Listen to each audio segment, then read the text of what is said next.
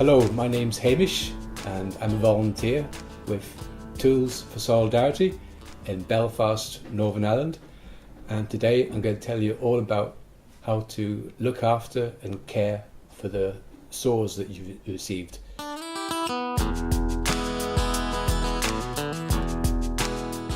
There are three different basic types of saws we send out. The rip saw,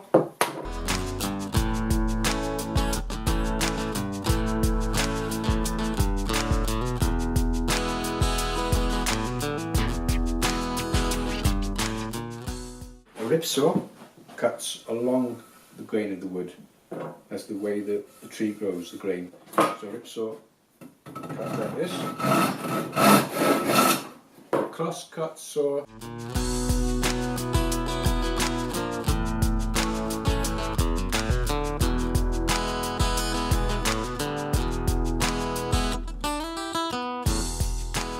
crosscut cuts across the grain of the wood.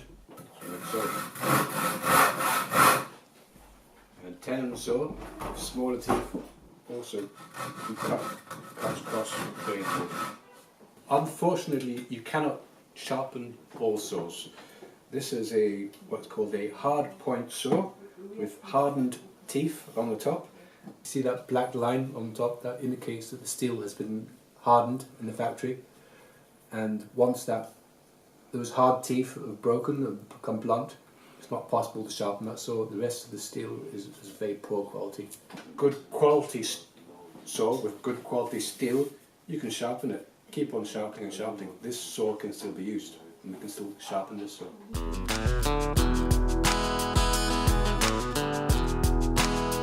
Before you start sharpening the saw, it's a good idea first to clean the saw, to clean all the rust off the saw. If you don't do this, then when it comes to using the saw, the teeth will get stuck in the wood. So to clean the saw, use some sandpaper or emery paper, use some water, a bit of water on here,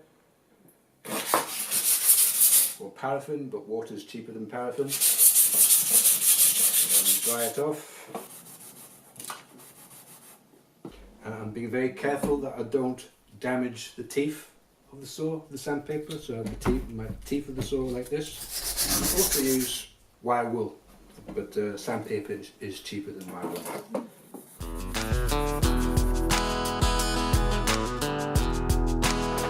Okay, if you're going to sharpen a lot of saws, then a good idea to make one of these, a saw vise. If you don't have time to build one of these big saw vices, you can also just use 2 pieces of wood. The teeth sticking up.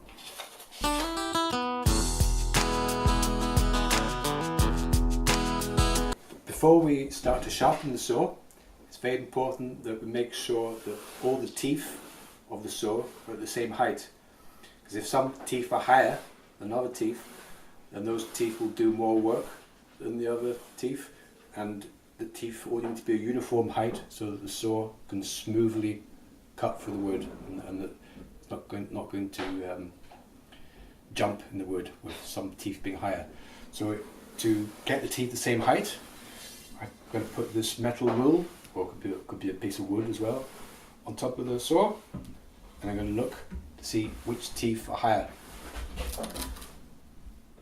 So I found some teeth that are higher, and with those teeth that are higher up, then I'm going to file those teeth so they're the same height as the other teeth.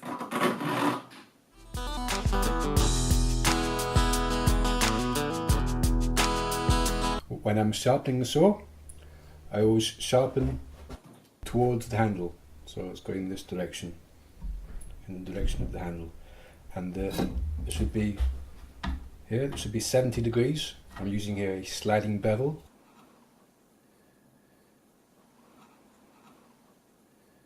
So every second tooth, I use this triangle saw file,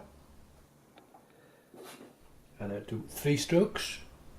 So 1, 2, 3, and going from down to up, like this. 1, 2, 3. Do the valley in between two teeth. Did I miss one? Do the next one. 1, 2, 3. I've now finished sharpening every second tooth on this crosscut saw. I'm now going to turn the saw around and do the two teeth that I missed. I'm now going to sharpen the teeth going towards the handle and continue at 70 degrees here.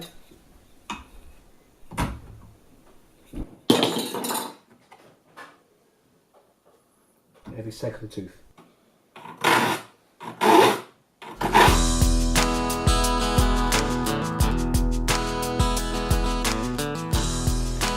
When I'm sharpening a rib saw, I use a square because I want to have 90 degrees here.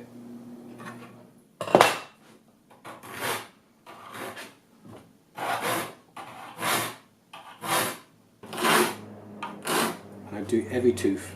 Don't miss out one, I do every one. Every tooth. 1, 2, 3.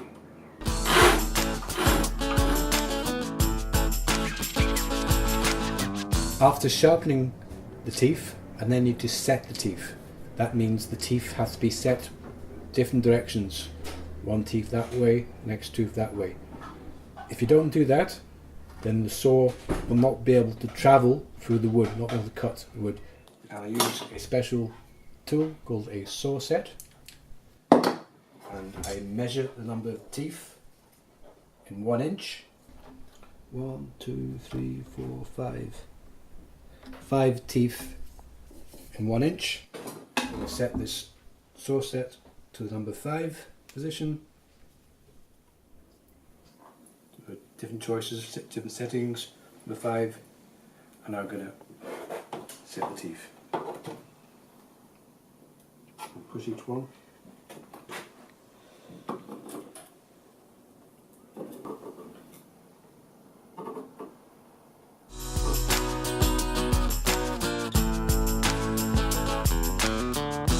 When I've finished sharpening the saw, I need to test that the saw cuts wood properly. The saw should cut through the wood really easily without any having to force my arm.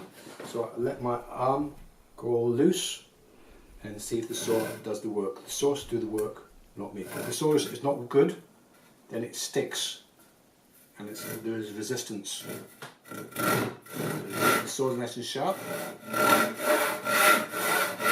There's no resistance and it goes through the wood smoothly.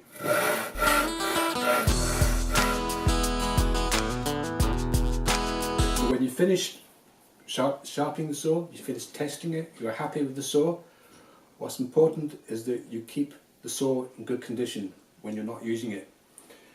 So it's best to use some oil. This is engine oil. You can also use old oil. Doesn't have to be new oil. So I'm going to put a bit of oil onto the saw, and this stops it getting rusty again. Keeps the moisture and the damp off. And then it's also important I give the teeth some protection when I'm not using it. So it could be one of these plastic covers. If I don't have one of these plastic covers, I can make a wooden cover. So this is a piece of wood with a cut down the middle. And it's important to have a cover on it, because otherwise what happens, this saw is in your toolkit and it bashes and scrapes against other bits of metal, hammers, and the teeth will become blunt. So you need to keep the saw in good condition with cover on it. Okay, so I'm going to finish now. I've taught you everything I know about cleaning and sharpening saws and about the skill of being a saw doctor. That's the old trade of sharpening and maintaining saws. And I hope that you give your saws lots of TLC, that's tender loving care, and if you love your saws then they will love you back, and you'll be able to make some beautiful houses and beautiful furniture and I wish you lots of luck with the saws and all the tools that you've received.